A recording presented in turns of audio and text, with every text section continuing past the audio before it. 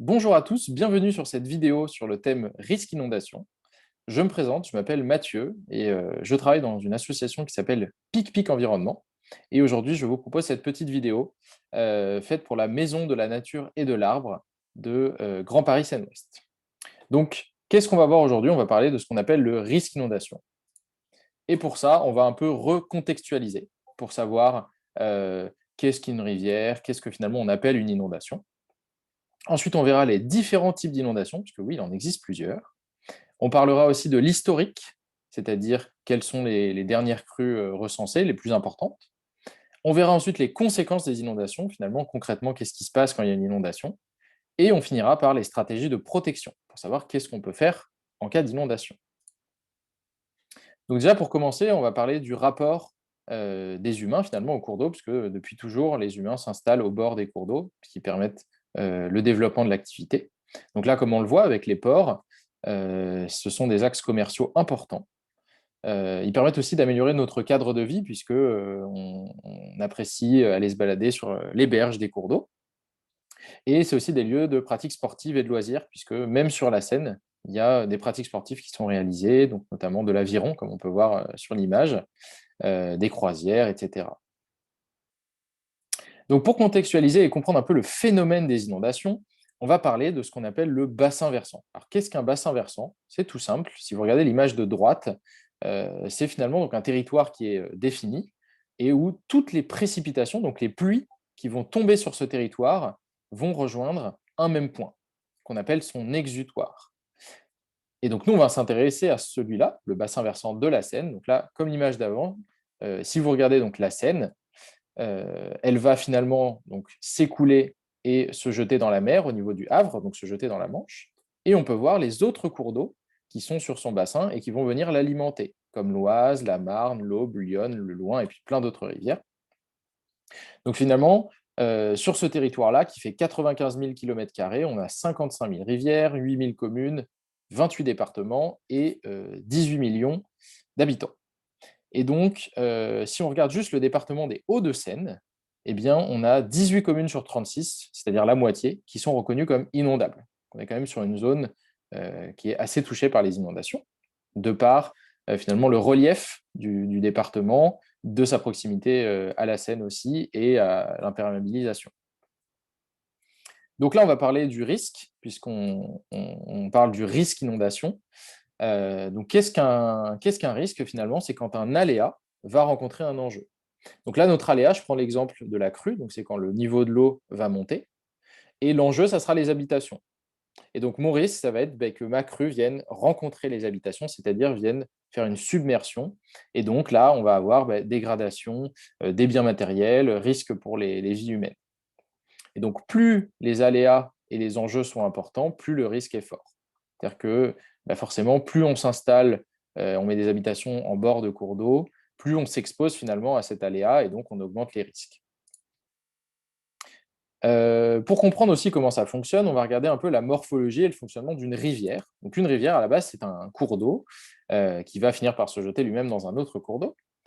Et donc, le cours d'eau se déplace à travers ce qu'on appelle un limineur. Donc, le limineur, c'est le chemin qu'emprunte la rivière, le fleuve, et qui est tout le temps en eau. Peu importe la période de l'année, il y aura de l'eau. Et donc, à l'inverse de la crue, il y a donc à gauche ce qu'on appelle l'étiage. C'est-à-dire que l'été, quand il va faire très sec et qu'il y aura peu d'eau dans le cours d'eau, vraiment le niveau le plus bas du cours d'eau, c'est ce qu'on appelle l'étiage. Quand le niveau de l'eau va monter, donc là c'est plutôt sur les périodes hivernales, on appelle ça des crues. Donc là, on voit que le niveau de l'eau va même un peu déborder du limineur. Et après, on parle d'inondation quand ça a un rapport avec donc, nous, les humains. Et là, on voit qu'en fait, le cours d'eau déborde bien plus que son lit mineur. Il dépasse même ce qu'on appelle son lit majeur, parce que normalement, un cours d'eau est censé pouvoir s'expandre sur les côtés. Là, on voit que les inondations, enfin les habitations vont être touchées par l'eau. C'est ce qu'on appelle une inondation. Et donc, ces inondations, il y en a trois types. Il y a donc ce qu'on appelle le débordement des cours d'eau, c'est ce qui est un peu le plus fréquent. C'est-à-dire qu'il va y avoir beaucoup de pluie en amont sur les autres rivières qu'on a vues avant, qui vont venir se jeter dans la Seine. Et donc, forcément, quand il pleut beaucoup en amont, ça va finir par arriver au niveau de la Seine. Et la Seine, elle va finir par déborder.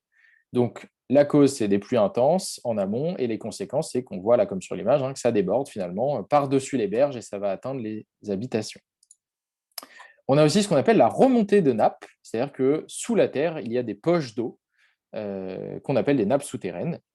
Et ces nappes, parfois, vont être saturées en eau, notamment en période de crue. Et du coup, finalement, elles vont relibérer de l'eau, mais donc en s'infiltrant dans les souterrains, dans les réseaux de caves, de parkings et même les transports en commun. Et il nous reste un dernier type d'inondation, ce qu'on appelle le ruissellement pluvial. Donc là, c'est très localisé, c'est-à-dire qu'en ville, quand il va pleuvoir fortement à un endroit donné, il va y avoir donc des inondations. Pourquoi? Parce qu'en ville, aujourd'hui, on imperméabilise beaucoup. Il y a très peu d'endroits où l'eau peut s'infiltrer naturellement, finalement, même si on en développe de plus en plus. Et donc, ça fait que l'eau, malheureusement, quand il pleut beaucoup, ne peut pas s'évacuer assez rapidement et va inonder les rues, les habitations, etc. Et donc ça, c'est juste un petit tableau pour vous montrer qu'il y a différentes temporalités sur les inondations. C'est-à-dire qu'on a le temps de montée, c'est-à-dire le temps à partir du moment où il va pleuvoir jusqu'au moment où l'eau va atteindre son niveau maximum. Le temps de submersion, c'est le temps que l'eau va passer à un endroit, donc là où elle inonde. Et le temps de décrue, c'est le temps que va mettre l'eau à finalement redescendre à son niveau normal. Donc on voit que sur un débordement de cours d'eau, finalement, le temps de montée est assez lent, puisque ça peut prendre plusieurs jours. Le temps de submersion, pareil, peut être long, parfois jusqu'à plusieurs semaines. Alors là, on cite une crue très importante, où l'eau était restée 2 mois. Et pareil, le temps de décrue est long aussi.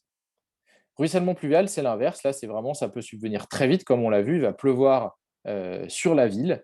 Et là, à cause de l'imperméabilisation, l'eau va rester.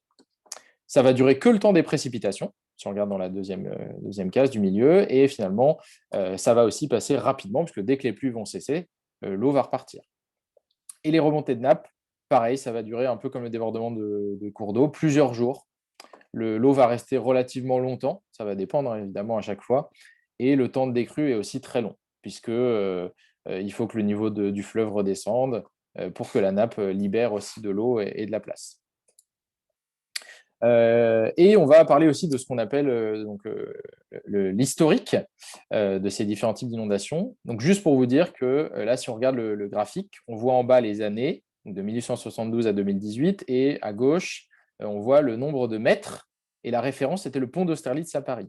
Et donc, la crue la plus exceptionnelle qu'il y a eu ces dernières années, c'était donc en 1910, où il y a eu une hauteur atteinte de plus de 8,62 m au pont d'Austerlitz. Donc là, on voit que 20 000 immeubles ont été inondés dans Paris et 30 000 maisons sinistrées dans la banlieue.